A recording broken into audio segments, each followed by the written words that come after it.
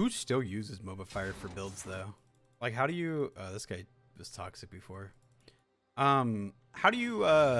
Like a Google Doc's the only thing that's like viable to like fucking do. Google Docs is like the only thing that's like effective at putting out a guide. You know, I feel like that's a lot of people repeating. And I mean, how old is that guide? Mastery points, so like probably at least 5 years old. I don't know how many points someone has. Yo guys, Pinkward here, and today's video is sponsored by Professor. Professor is the best app out there to get you all the stats you need before, during, and after the game. Anytime I want to check out a new champion, I use Professor to find the best builds.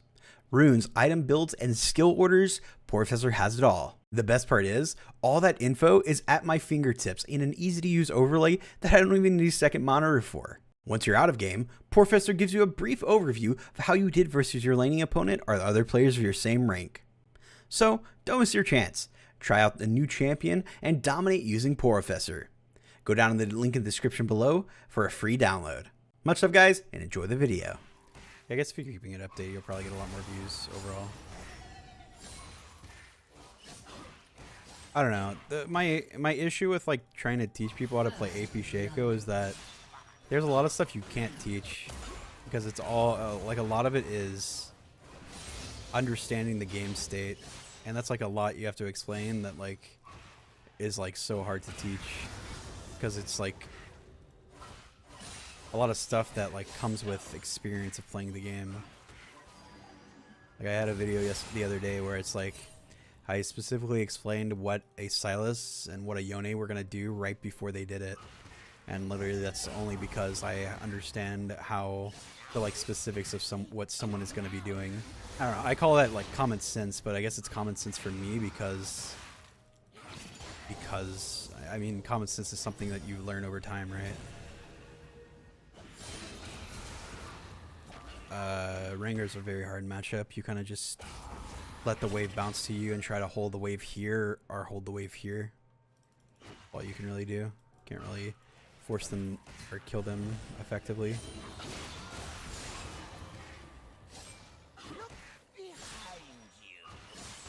Yeah, it's Ignite. I'm lucky. This lane is kind of fucked for me.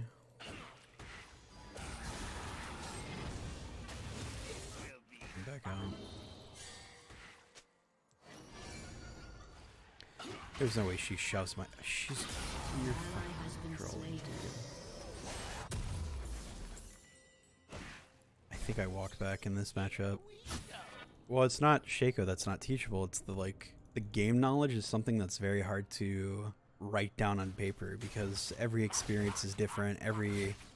Everything I do has a different thing. Like it's not just like it's like the reason why you play a multiplayer game. It's because everything that's happening has a chance of never happening again, right? Or has a chance of happening again, right?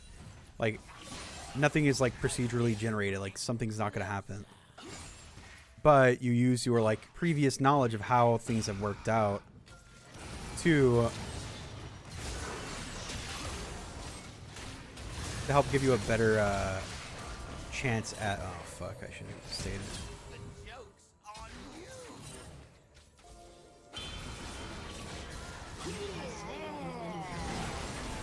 I was hoping I wasn't seen, but it's fine.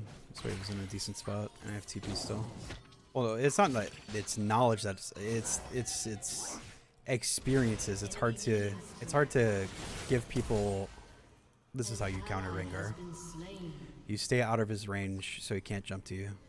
But yeah, it's like the experiences that there's like specific scenarios where like I've played over 10,000 games, so I am able to specifically know what I should be doing in a specific scenario, and like there are just countless amounts of scenarios that it's hard for me to explain every scenario for people. So it's like makes it really, really hard to give people info that shouldn't have hit me.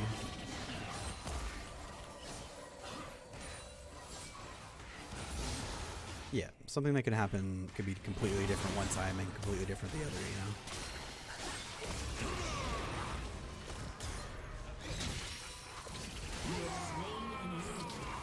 And then it goes into something like, oh, well, if you have something happen in one ELO, it's not going to happen the same in another ELO because people play differently in different ELOs, you know?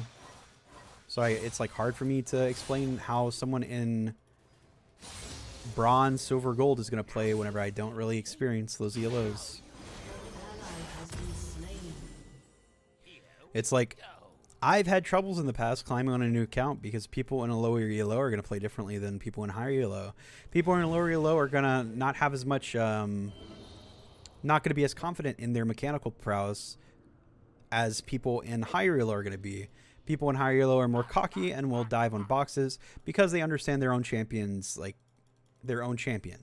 Whereas people in high ELO, or in low ELO are not going to understand all the extents to their champion, making it so that they sometimes will just not respond to my boxes and never like go in like people in higher ELO will. And then my champion can't push that advantage of me, the advantage that I have over them because my champion doesn't work that way, you know? It's like a skill shot, right? Like in high ELO, you can kind of guess how someone's going to dodge a skill shot. But in low ELO, you have people who won't dodge the skill shot. So you have to tune your brain to that specific rank.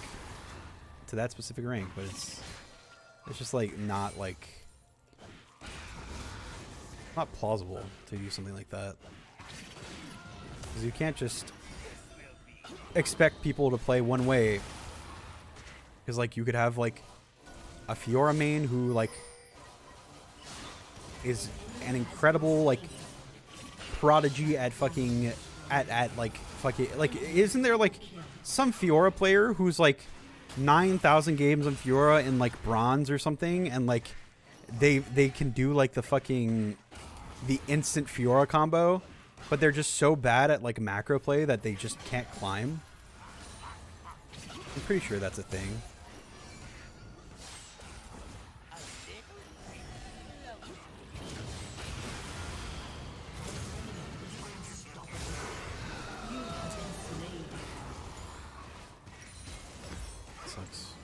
How is Vlad half HP? Because I only walk up to E him whenever his Q is down. And since I'm maxing my Q and he has no MR, my E does 200 damage while his Q only heals him for 70. And if I'm playing back every time his red Q is up, he heals less on creeps than he would against me. Auto counter Vlad? You can't. Range champion with high harass and high sustain. You can only try to poke him out, but he has sustain, so can't really do that. If he was good, he would be ulting me just to heal back X amount of HP, you know? Like right now his Q is down, you can see, because this bar isn't half R full. So once he Qs, I walk up, I use my E, and now I walk out. He gains movement speed because my box is down. He can't walk back into me. He has to use his Q on the box. Now he's going to use his Q again on the creep. And I'm going to walk up. I'm going to use my E. I'm going to get the CS. And then I'm going to Q away. Now his Q is back up. He's going to use it on the creep. Now I can walk up. I can go for the cannon. He uses Q so I can walk up. I'm going to back out to get away from his E. I'm going to walk back up. I'm going to use my E on him to get the damage off. I'm going to dodge his, or get out of his Q. He popped his E, which is fine. No, he's stupid me. He has Ignite, or he doesn't have Ignite. Use his Q. I back up, go get my item. Maybe Oblivion Orb would help, but I can't get Oblivion Orb until after I get Leandri's, because that's the only time that Oblivion Orb is effective on me. But his Q is still down. We walk up, we Q him, then we E him, and we walk away. Play back. Don't know where his jungler is, but we're going to play up to get his E off. We walk back. We try to get the CS here. Still don't know where his jungler is. He's going to look to Q me. We Q before he can Q us. We walk him into our box up here. We get some extra damage off on him. We Q's the box. We walk up.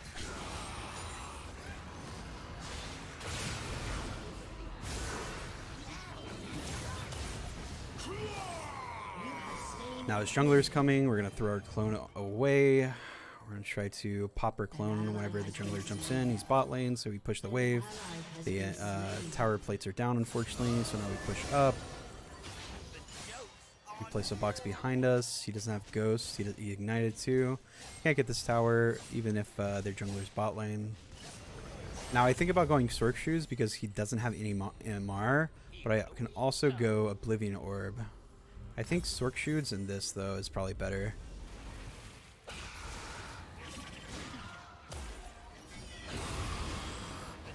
Ult. Got a Walker clone back.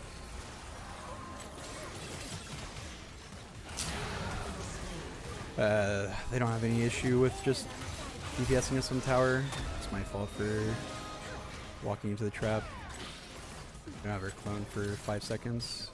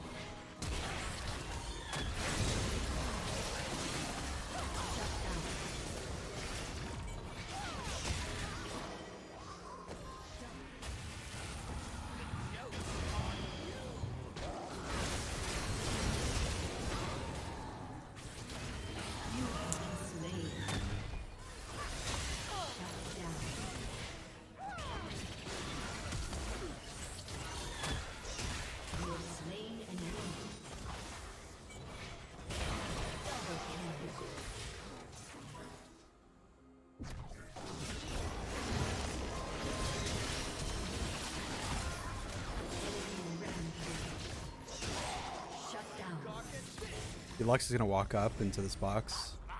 Gonna be here to wait for it. She might have a red trinket though. She might be dumb. We don't have any extra damage. We have Ignite coming up.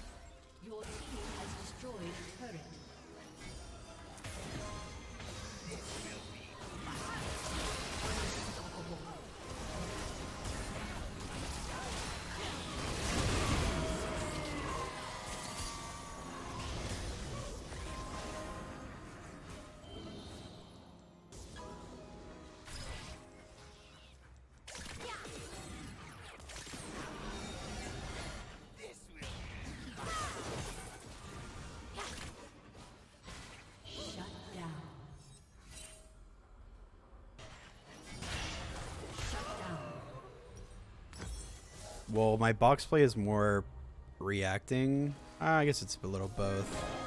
Understanding what the game state is like and understanding what people are going to be needing to do. Understanding here that someone's going to be coming to Dragon to try to stop it, so having boxes set up in this area, knowing that they've been fighting in the mid lane, that means that this is very unlikely to be warded. Allows for me to know that I can get a box down here and then place a box behind and get that catch on the Akali there.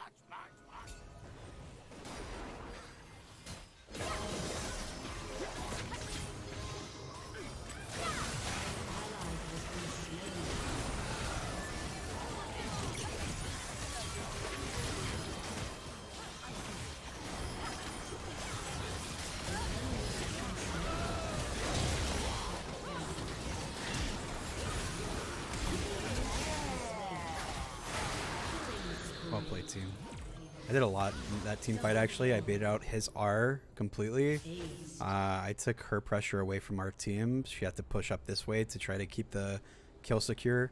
She could have still played that bot side. I couldn't get out from this, but she was kind of dumb and pushed up the top side. Dragon's coming up in 50. I need to keep my TP. They have a lot of AoE damage that can pop a clone randomly, which is great. Like that, but it didn't get anything off, unfortunately. But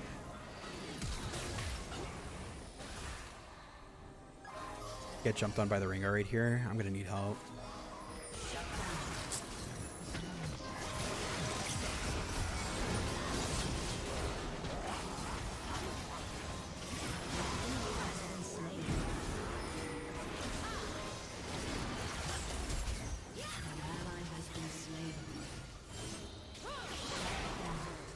Caitlyn here. We have our R up soon. And place a box here. Stop the Caitlyn from getting in with her team.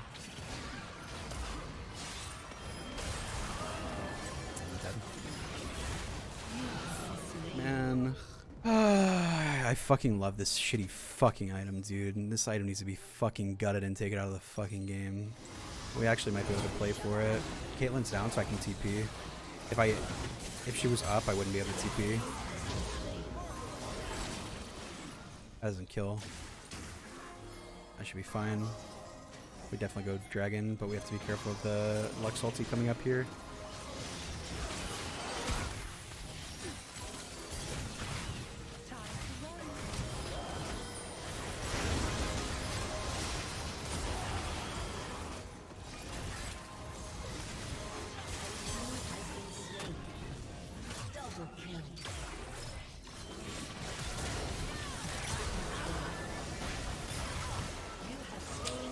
I probably could have dodged up there, but that was a great E.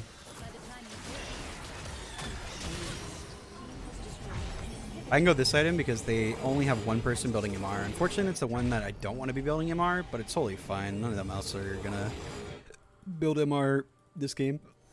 Has to be careful of Rengar. We see Rengar bot lane.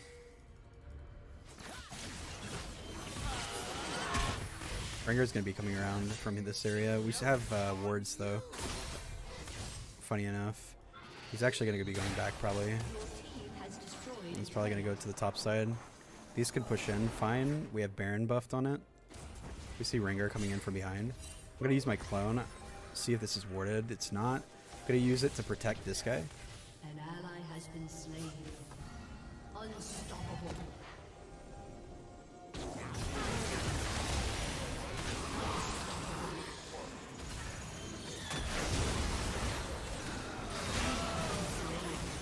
She crit me for 600 sedge. I don't know. It's hard for me to like just constantly like talk like I have this game. Just doesn't. It's not like natural. Probably because I'm like I downed my coffee last game and now I'm like on the fucking coffee high. Doesn't look like there are any.